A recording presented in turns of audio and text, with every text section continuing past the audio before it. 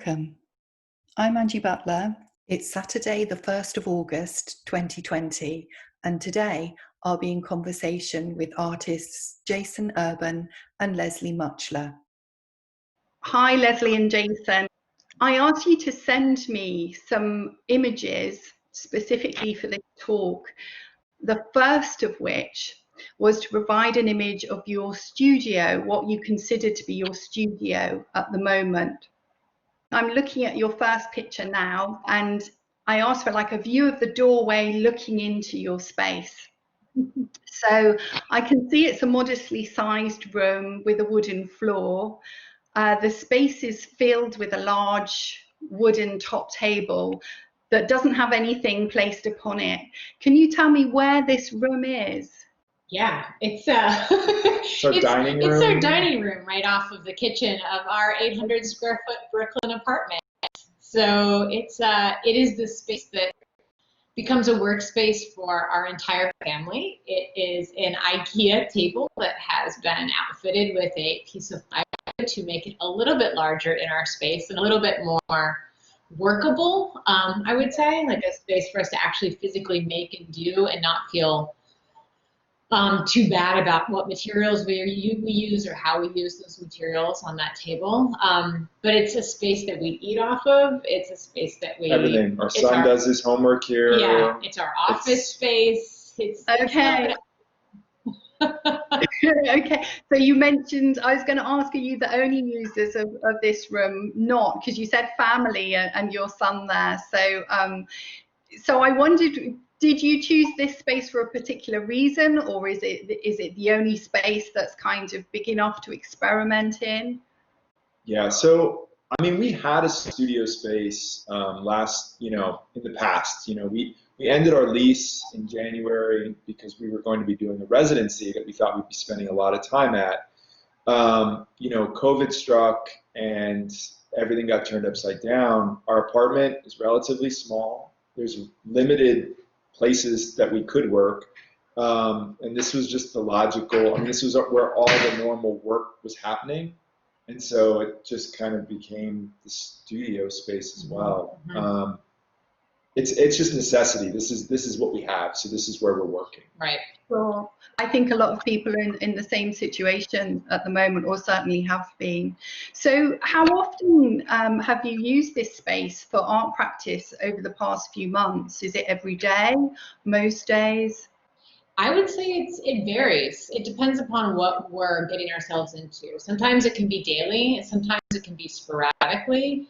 I think what's interesting about this space is that it is sort of a hub, a central space in our home with our family, but it then also provides we're a small unit, but it's a place for us to get together and to work on things together as well. I mean, as Jason said, we had a studio space previously that was separate from our apartment, and we had planned to use this other space at Dudonay for a residency, and then, things got shut down in the city. But we actually used this space when we first moved here, too, as our studio space, because we moved from Austin, Texas, where we had a separate studio space outside of our home that we had actually built. And when we got to New York, we had a show coming up, and we very quickly realized we had no space to work in, and we had to figure out a place to work. And so the kitchen table became the place. So we work here a lot, periodically. Sometimes it's really rigorous, and it's all the time, and then sometimes it's a little bit more scattered. I think over the years we've had a very, volatile is the right word. We've sometimes had space and sometimes we haven't. I think that we're very used to working in makeshift situations. Yeah. And I think it's actually like a strength of our collaboration. And so it's not that unusual for us to be like sort of trapped in a kitchen working for a while. This is maybe a little less by choice than it normally would be. Yeah, I think it's been working, but it's very sporadic. I think it comes in waves. Productivity has been coming in waves.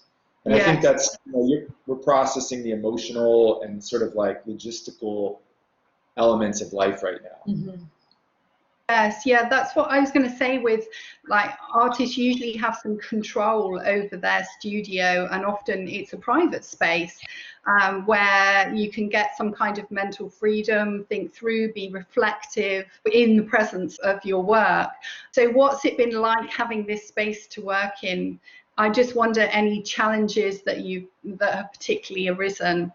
I mean, I think yeah, it's challenging. It's not perfect, right? I mean, definitely Yeah. having this separate space from our apartment previously, 6 months ago, Yeah. made things easier to actually, complete work. But we also, our practice is such that, um, we work toward a show or a residency, and we can, and then we have moments where things are quieter, and we don't necessarily need to be in the studio with a daily practice, or Yeah. at least I don't feel as if I have to be in the studio with a daily practice. I think that's the key thing in terms of understanding the way we work, is that it's very much like project to project. It's project-based. Unique goals in any given moment, and it's not about we're not like making paintings where it's about plugging away, working 8 hours a day or 10 hours a day.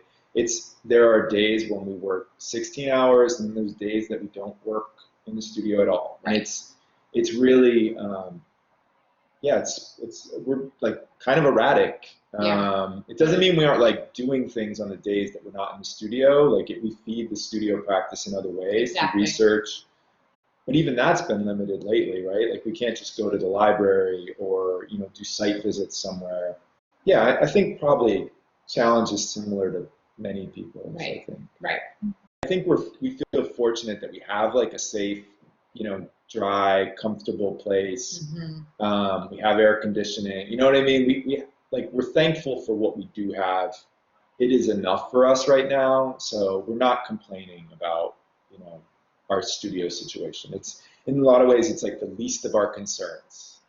Yeah, I think that over this time there's been a lot of emphasis on the importance of mental health and well-being. If you're a creative person, you need to be in a certain frame of mind to be able to be creative. When I was arranging talking to you, I started going and having a look at your Instagram feeds, and I came across a short 1-minute video that I thought was very uplifting and quite important at these times. So I'm just going to stop sharing now and show the video.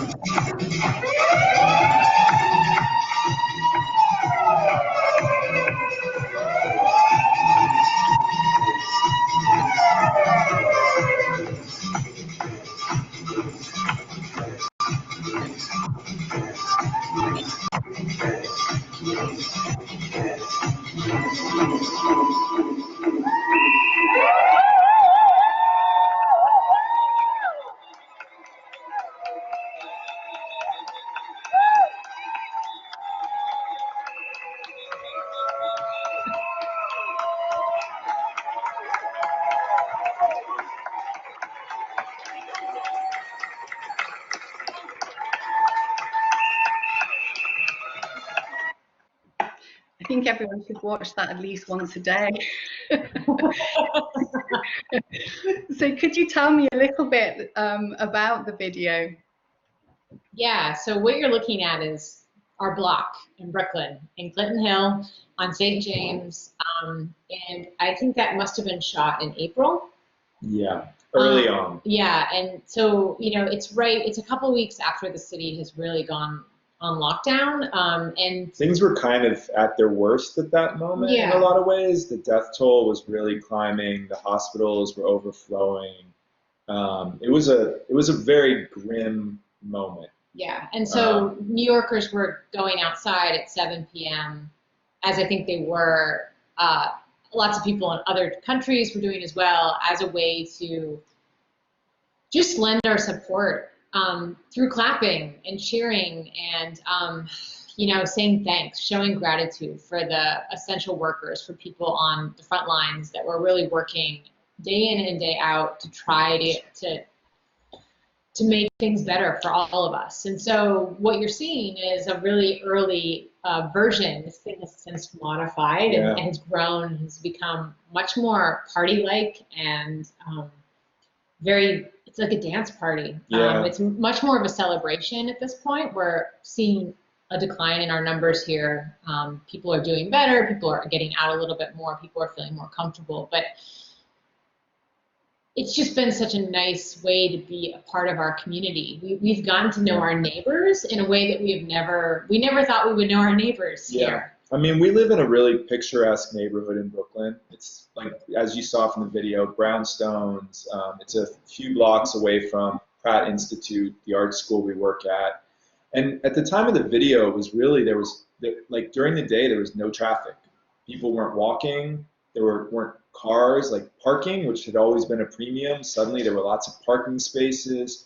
So at the time of the video was shot, that 7 o'clock moment when our neighbors who basically had speakers that they used for our annual block party were wheeling their speakers out and kind of calling the neighborhood together. It was a really big deal. It was very emotional every night. As time has gone on, they've had to adjust sort of their schedule. Now it only happens on the weekends. Up until July 4th, our Independence Day, they kept it nightly. And then I think they needed a break. But it sometimes now will last an hour. People come from around. From everywhere.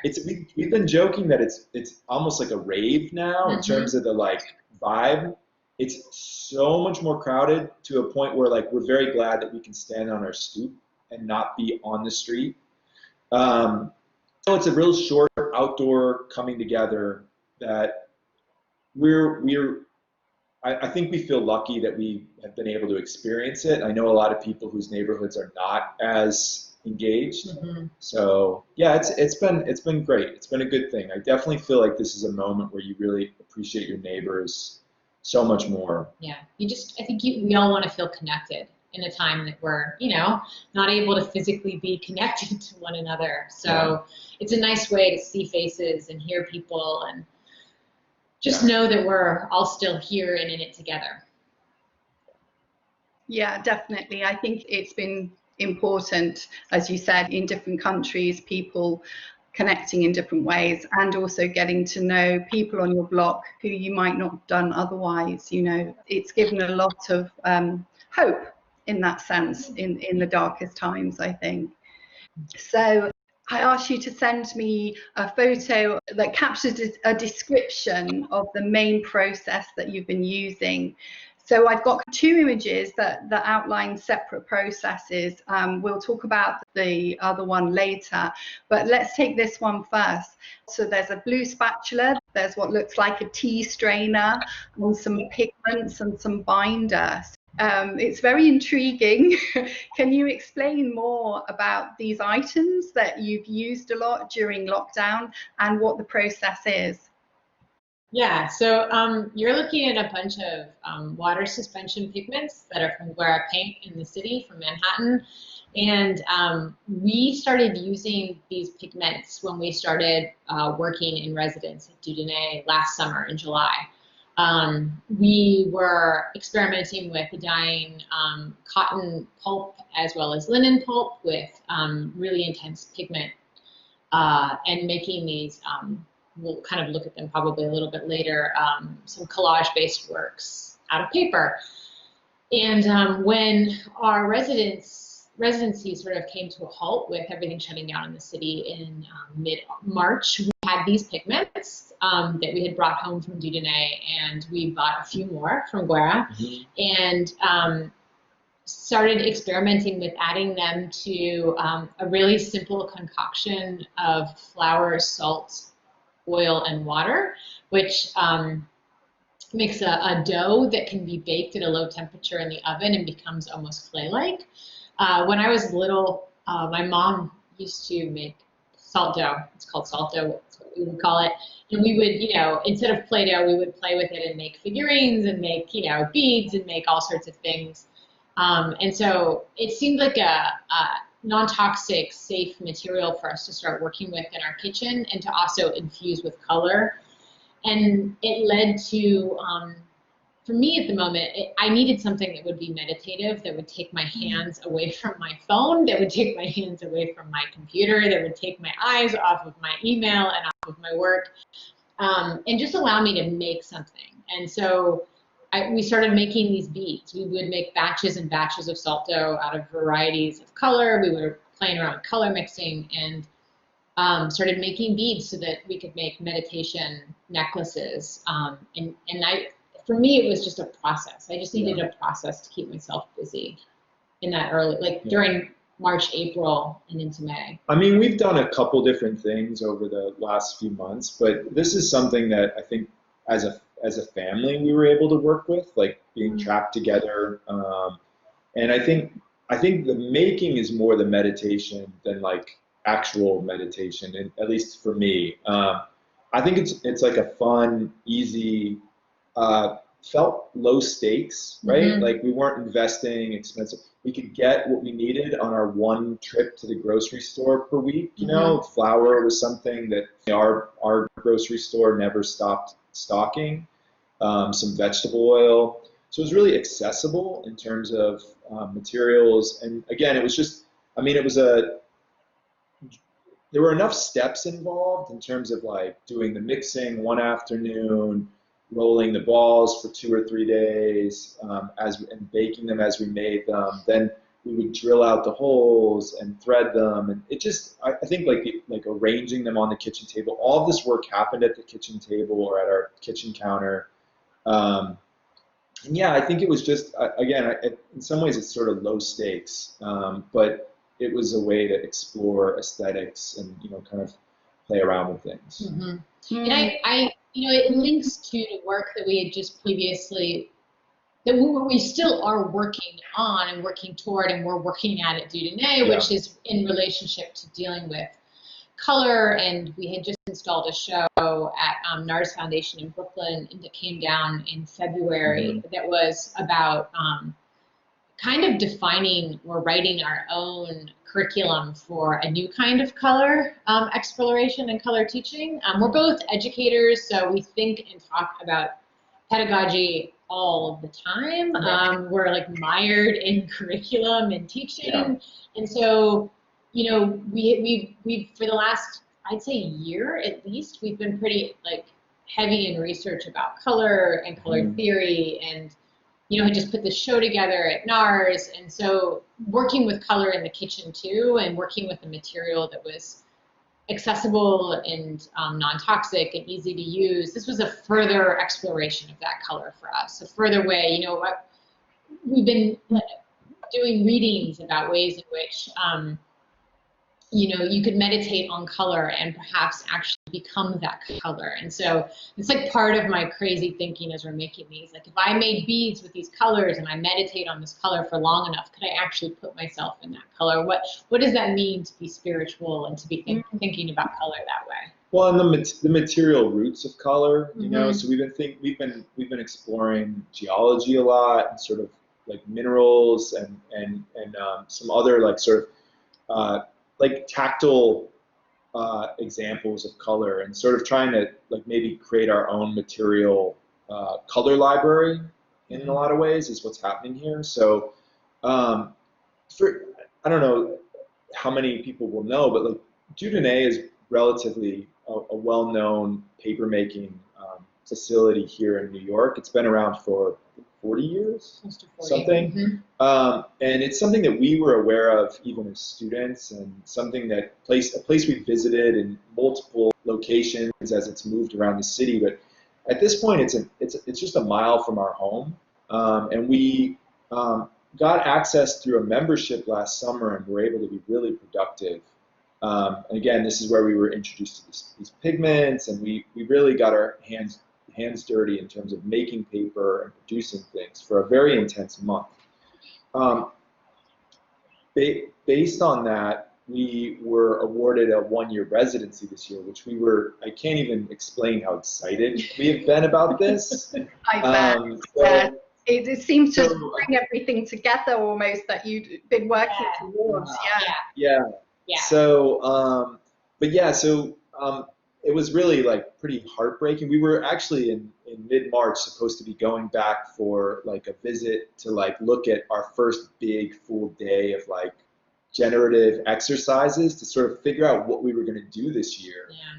And because you work with a master paper maker who's been, Tatiana's been great. Mm-hmm. Anyway, so I think we were just sort of working with the materials we had from that experience. This photograph is actually the beads are laying on a really old and kind of moldy pellon that we were using in the paper making process. So like it all kind of feeds together. Yeah. Yeah. Where you were talking about colors and almost imagining yourself as a color, there are those resonances in the strings of beads. When I was looking at some more than others, it's almost like imagining the landscape and the rocks in the landscape. So there's different geologies there and histories that I wonder whether you do really get lost in that when you're making them. Yeah. Yeah, I mean, I think it starts with like a really just like exploring color and thinking about what we've made and haven't made yet, and you work in like sort of batches, so you generate a batch of something, and then you sort of respond to that by generating another batch, and then there's this a really like fun day of like sort of laying them all out on the table and sort of coming up with arrangements and compositions and thinking about the pattern and just kind of exploring different things and seeing what I mean, there's no right or wrong, but I think we sort of like gravitate more toward one thing or another thing over time. I'd like to kind of talk about the shaker inspired rack that the beads are strung on. So that's from your exhibition of 2019. It's called Long Lost Friend. Yeah, which is actually based on a book title. Like we worked at the University of Texas at Austin for 10 years, and I think in the US, it's referred to as like a tier 1 research school. So research is really like a critical component of everything that happens at the university, and it's something that I think we were both engaged in prior to arriving there, but I think it's something that's really became so entrenched and ingrained in us. The idea that any of our projects usually start with some basic ideas that sort of, it's an inquiry, right? And so we like find a subject and explore that subject, and somehow that results in physical, visual things, right? And so this was very much like kind of looking at, some Pennsylvania Dutch folk traditions, because Philadelphia is very much connected with that history. And so, but like the Shakers are more of like more New England, like so. But we're kind of pulling together some different American folk traditions in the show that, was at the Print Center in Philadelphia. Right.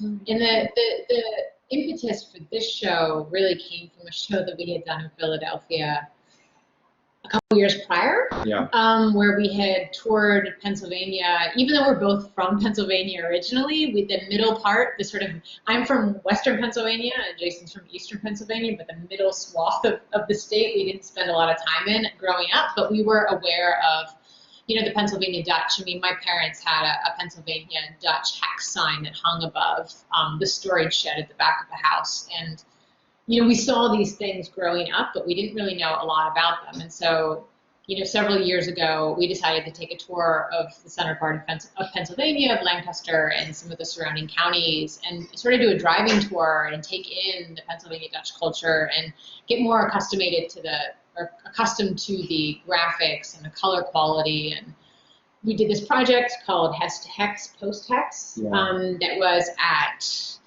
Grizzly, which is a gallery in Philadelphia, and this project came out of it. And this is more really thinking about, hex tradition or Pennsylvania Dutch tradition and sort of the spiritual embedded in it. So like we were thinking a lot about totems or artifacts and the magic kind of spiritual connection that you might find in those items. Yeah, I mean, going back to the title of the show, like there's a book about basically powwows, which are, it's called powwows, and then in parentheses, or long lost friend. And it's a book that was sort of, while there is an author, I think John Homan was the name of the author, it's something that was clearly like very much like a compilation of folk, you know, knowledge, or yeah, various remedies, and so we really use that as this like sort of core source material, and we were thinking about, I don't know, how we could use all these different threads of inquiry to generate a show for the print center. And so we explore a lot of different kind of print media in this show, but we're also interested in the relationship, I mean, even with the beadwork, of like craft to fine art, and as well as like design.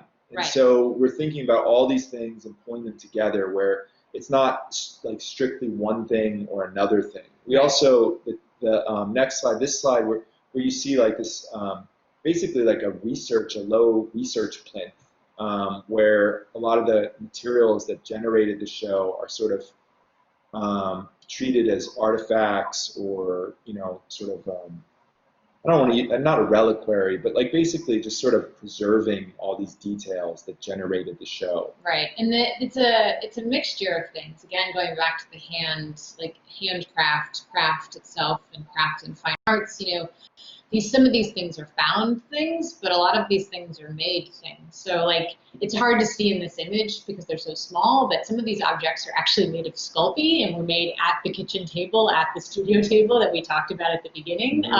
So going back to using our hands and making objects that way. Some of them are like sort of meant to be, I guess, kind of humorous, or kind of maybe poke fun, or bring a little bit of a critical eye to the idea of the spiritual. For instance, the smudge stick that's sitting on the table, and I think is on the next slide of yours as well, if you want to.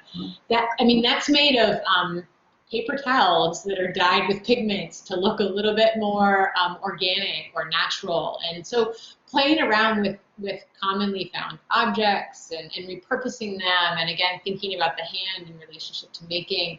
And then this paired with, you know, shaker style furniture, hanging systems, been CNC cut. It's designed in CNC cut, and, you know, like, this is a UV printed aluminum plate. So pairing photography with UV printing, digital printing in the background, and just moving back and forth really fluidly between those different worlds. Or we hope it's fluid anyway. I think, yeah, like just sort of. It's fluid for us. Yeah, mashing up media, and sort of like you make something and then you photograph that thing and you print that thing and maybe you photograph it again, and sort of playing with where the original lies. And if you see the gold stone type object with the hole in it in the right hand corner of this image, that's a 3D rendering of an object we made. So the object is in the show somewhere, but there's also like a 3D scan that we've then, you know, like, so this digitized version of it that we've layered into this wallpaper graphic that combines the 3D scanning grid with embroidery templates. So I think we're very interested in like just like kind of mashing up all these sources and hoping they arrive at some sort of new questions, but also some new answers, maybe. Right. Yeah. It seems to me also that it's that I can almost feel your phenomenological engagement with everything that you've had in ways of printing and kind of graphic representation of all of these objects and items. And there's so many possibilities for level of engagement in this show. I wondered what your feedback was. I mean, it was positive. I think it's a little. That's always a hard one to answer. answer. I mean, I feel like, you know, I think the thing is, I think my general sense is that people can be, I don't know if it intimidated, sort of overwhelmed a little bit, and feel like maybe they need to know more than they actually do. And I think, because to me, I would say the best way to view a piece like this from the outside, I think, would be to just kind of be sort of like a detective and just look for connections. You know, like, it's not, you don't need to know what we know to get something from it. I think the idea is that you can sort of move in and sort of find relationships throughout the work. It's meant to be viewed as a whole, as opposed to any single object being critically important. Mm-hmm. And so I think it's like almost like a game. I mean, it's not, we don't really talk about games that way, No. but just looking for relationships. Yeah, I mean, I think too, the important thing to note here, and we don't have a slide of it, but we did make a publication in relationship to this, a Rezo publication, and we used publication. We started with a slide that had books that were in relationship to the show that we were just talking about at NARS about a new color curriculum. Like, we use publication as a way to share research with the world as well through a format that is maybe more digestible than these more abstracted bits and pieces that we cull together in an exhibition. I think that's like a key word, is that like it's intended to be abstract. Yeah. So it's not about necessarily anyone learning what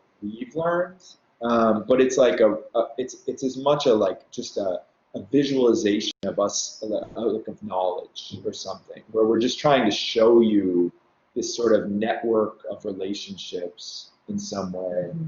I mean, aestheticized, but I think that's what it's about. It's not about like figuring it out. Yeah, that's really useful, I think, for people to know as well of what your expectations are or not of someone engaging with your work. Can we go on to this slide here from the beadwork? You've then actually put the beads around a piece of existing work? Correct. Yeah. So these are the paperworks that we were doing last summer while in residence at Dudunet. So what you're looking at is a piece of cotton that has been pigmented to a sort of gray lavender color. There's digital image, a digital photograph that we've taken and then printed in inkjet and collaged on top of a risograph print, which is the colorful bars on the white paper.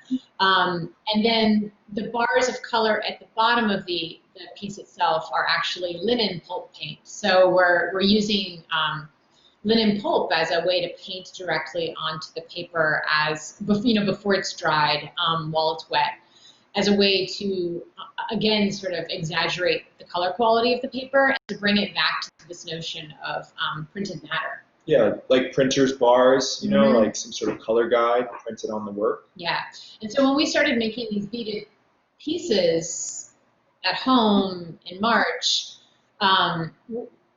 it's sort of as happy accident. We strung the first few and then really didn't know where to hang them or put them. We have no room. So we started hanging them on some of these framed works that we had around the apartment, and realized that they had this really nice relationship, not only in color but also in sort of craft physicality.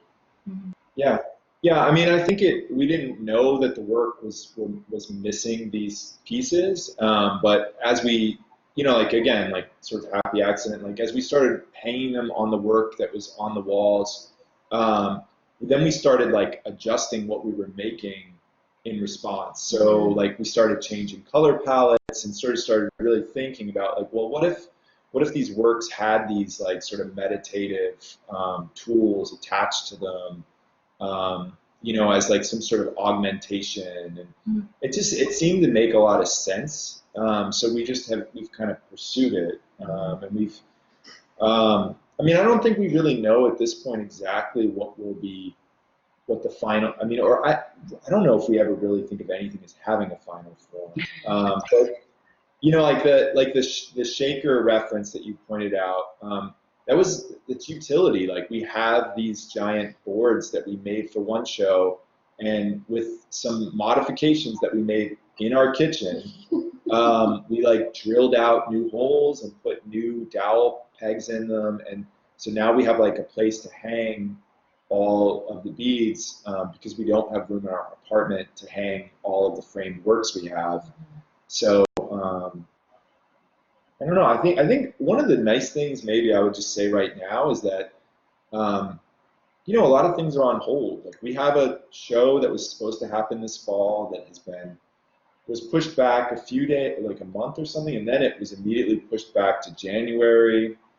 And so who knows? Like, will that happen in January? Will it get pushed back? Like right now, I think the things we're doing um, are for us. Yeah.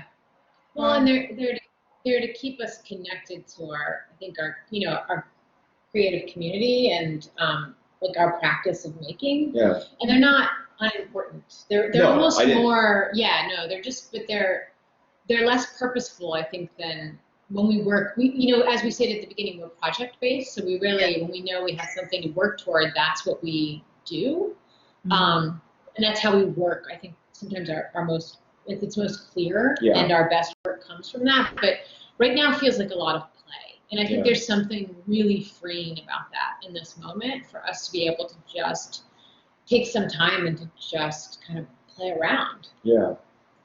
It's an opportunity, isn't it? And something that none of us really would have had or thought of having. But yeah, we can utilize that. I'll just go quickly on to this one where you were saying about with the previous slide of then changing the color palette. So is that what you're doing here? We're back on the kitchen table, but in a completely different guise here. Yeah. So you can. Yeah, I mean, we do a lot. I mean, we do a lot of photography in our work, although neither one of us would ever call ourselves photographers. Never.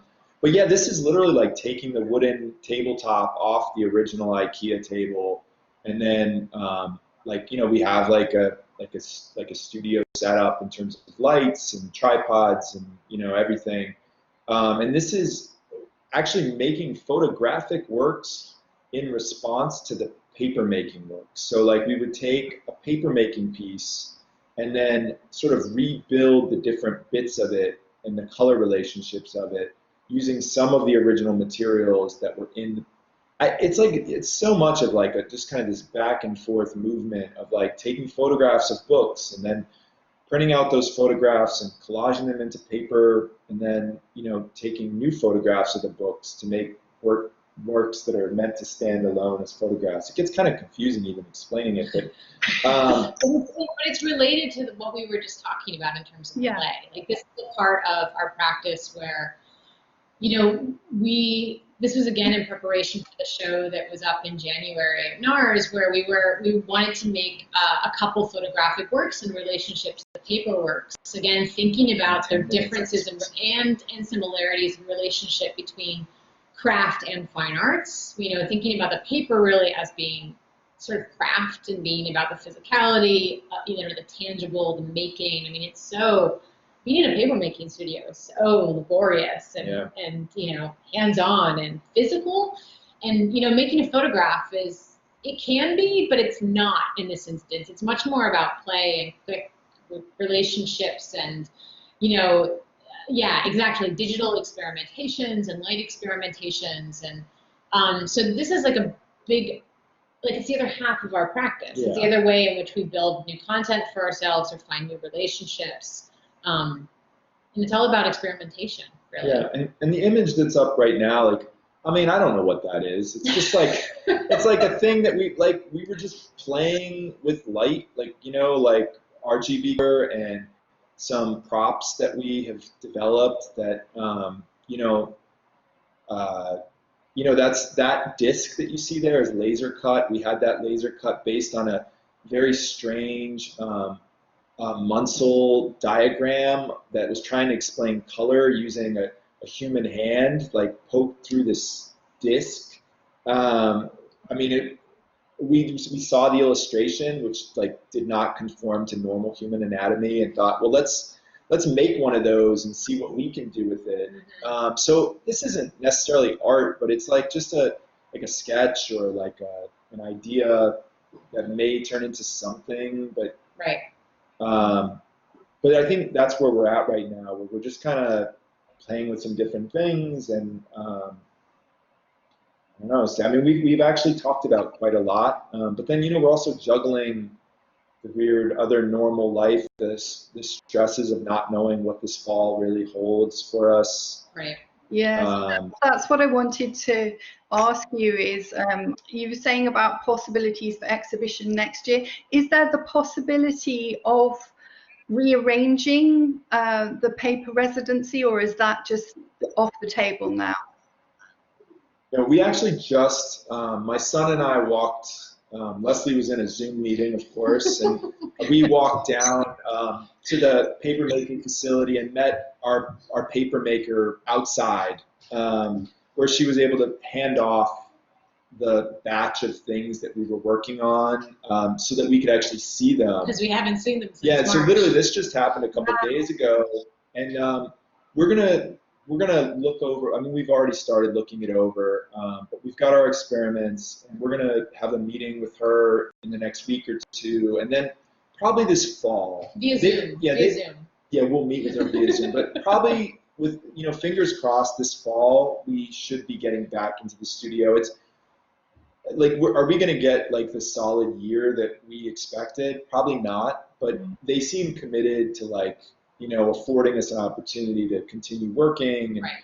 So I think we're pretty confident that we'll be making more work there. And, you know, I think everybody taking it sort of one day at a time. Exactly. Just sort of one day what at a happens. time is the new motto of everyone. So. Yeah.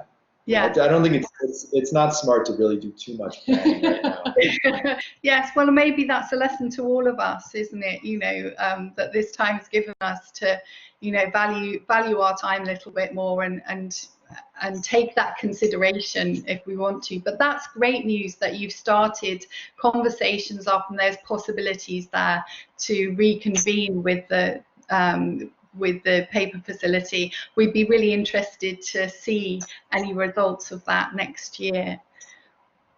Thank you. Yeah. Thank you. So Jason and Leslie, thank you so much for joining me today and just being so candid about your thoughts, your processes, what you've been working on in your practice, and also how open that you've been in sharing that with everyone. So you'll just have to imagine an audience with me clapping now to say thanks so much. That was great. Thank you. Well, thank you so much. Yeah. We really appreciate it. And all the work that, you know, just having us here is great. Yes. Thank you. And I have to say, like, maybe the most fun I've had in months. Yeah. So thank you. Yeah.